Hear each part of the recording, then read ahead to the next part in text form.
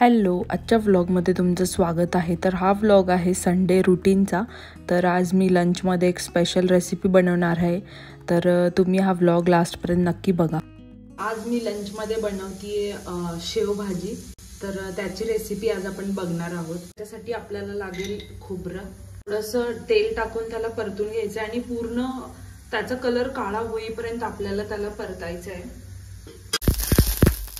असं त्याचा कलर येईपर्यंत त्याला परतायचे। त्याच्यानंतर जाईल लसूण आणि अद्रक, त्याच्यानंतर जातील खडे मसाले, त्यानंतर ऍड करायचा आहे कांदा। तर ही शेवभाजी मी 2 जणांसाठी बनवते, त्याच्यामुळे माझं क्वांटिटी कमी आहे। तर तुमच्या घरात किती लोक आहेत त्याच्यानुसार तुम्ही ऍड करू शकता। थोडेसे जिरे, त्यानंतर आपण ऍड करतोय कढीपत्ता आणि कोथिंबीर। तर मी आता गॅस बंद केलाय आणि आपण हे थंड झाल्यानंतर याचा आपण पेस्ट बनवणार आहोत। तर आता आपण बेसिक तडका देणार आहोत। तर जिरे मोहरी घालायचे आणि ही पेस्ट आहे अशी तुम्हाला स्मूथ पेस्ट करून घ्यायची। थोडं थोडं पाणी घालून तुम्ही अशी पेस्ट करू शकता।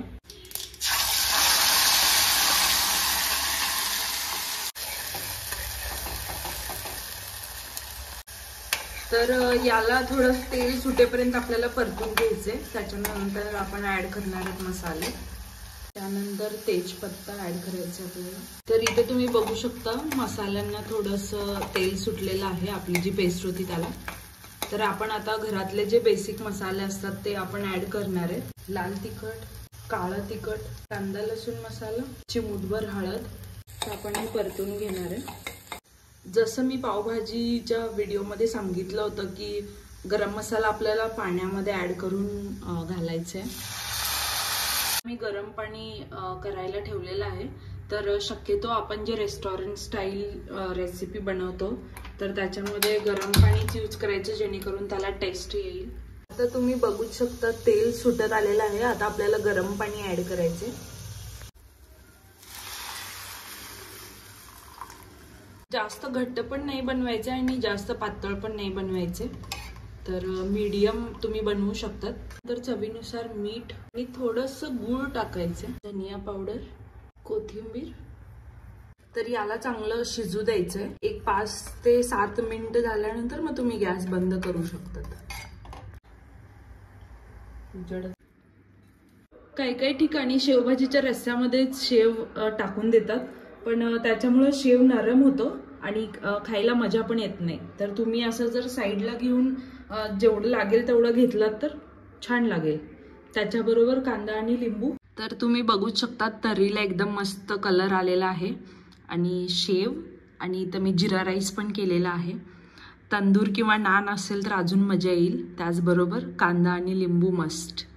तर नक्की ही रेसिपी ट्राय करा। तर बघूया आता आहोंची रिॲक्शन काय असणार आहे। तर्रीला कलर एकदम मस्त आलाय, त्याच्यामध्ये शेव घातलेला आहे मी। आता कांदा,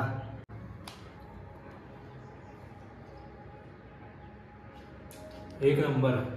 संडे बन गया मेरा तो।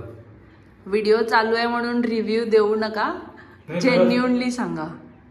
एक नंबर झाला टेस्ट, मस्त झाले तर्री, एकदम फुल टेस्ट। तर तुम्ही पण घरी नक्की रेसिपी ट्राय करा आणि मला सांगा कमेंट करून कशी वाटली। गुड इव्हनिंग सगळ्यांना। तर आता आम्ही निघालोय सीझन मॉलला। खरं तर प्लॅन असा होता की MG रोडला जायचं शॉपिंग करायला, पण प्लॅनमध्ये चेंज झालाय। तर आता मॉलमध्ये विंडो शॉपिंग होती की खरीच शॉपिंग केली जाते। Window shopping. तर बघा तुम्ही लास्टपर्यंत व्लॉग।